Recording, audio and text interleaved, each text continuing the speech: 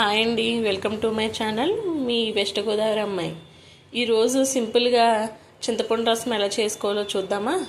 దానికి కావాల్సినవి 2 పచ్చిమిర్చి, 1 ఉల్లిపాయ, 1 చిన్న టమాటా, నిమ్మకాయ సైజ్ అంతా చింతపండు నానబెట్టుకుని ఉంచుకున్నానండి, కొంచెం కరివేపాకు. వీటిని ముక్కలుగా కోసుకుని పక్కన పెట్టుకోవాలండి. చేశానండి. అందులో కొంచెం ఆయిల్ వేసుకుందాం. రసం కదండి, ఎంత ఆయిల్ అవసరం లేదు. 1 2 స్పూన్స్ ఆయిల్ వేసుకున్నాను.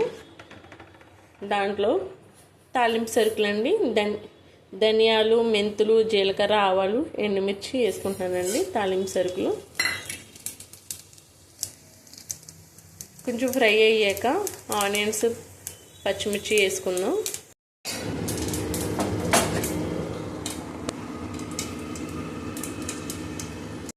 తాలింపు ఫ్రై అయిందండి. ఆనియన్స్,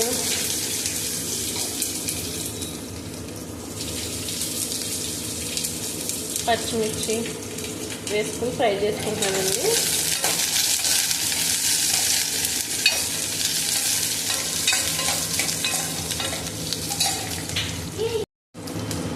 ఫ్రై అవుతున్న దాంట్లో కొంచెం పసుపు, కరివేపాకు కూడా వేసుకుని ఫ్రై చేసుకుందామండి. ఇవి ఫ్రై అయింది కదండి, టమాటా ముక్కలు కూడా వేసుకుందాం. దీంట్లోనే చిన్న టమాటా కట్ చేశానండి. చిన్న టమాటా ముక్కలు కూడా కట్ చేసుకుని వేసుకున్నానండి. కొంచెం కల్లుప్పు కూడా వేసుకుందామండి. సాల్ట్ కూడా వేసుకుంటే కొంచెం ముక్కలు మగ్గుతాయండి. సాల్ట్ వేసుకున్న తర్వాత మనం వాటర్ వేసేసుకుందాం. మన రసం ఎంత అయితే కావాలో దానికి తగ్గట్టుగా చూసుకుని వాటర్ వేసుకోవాలండి. ఆనియన్స్, టమాటాలు మగ్గిపోయినాయండి. మనం తగినంతగా వాటర్ కూడా పోసుకున్నాం దీంట్లోనే. ఇప్పుడు వాటర్ మరగాలండి. ఆ మరిగిన తర్వాత మనం పక్కన పెట్టుకున్నాం కదండి నానబెట్టిన చింతపండు, అది కూడా రసం తీసి పోసుకుందాం. వాటర్ మరుగుతుంది కదండి, ఇప్పుడు మనం నానబెట్టుకున్న చింతపండు రసం తీసి పెట్టుకున్నానండి పక్కన. ఇదిగోండి, చింతపండు రసం కూడా పోసేసుకుంటున్నాను ఈ రసంలోను.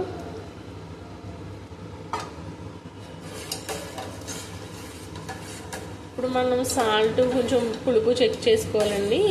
పులుపు చెక్ చేసుకుని బాగా పులుపు ఎక్కువైపోతే మనం కొంచెం బెల్లం వేసుకుందాం. పులుపు అయితే సరిపోయిందండి. పులుపుని కొంచెం బ్యాలెన్స్ చేయడానికి నేను కొంచెం అంత బెల్లం తీసుకున్నాను. ఆ బెల్లం వేసుకుంటే ఏంటంటే మనకి కొంచెం రసం బాగా టేస్ట్ ఉంటుందండి.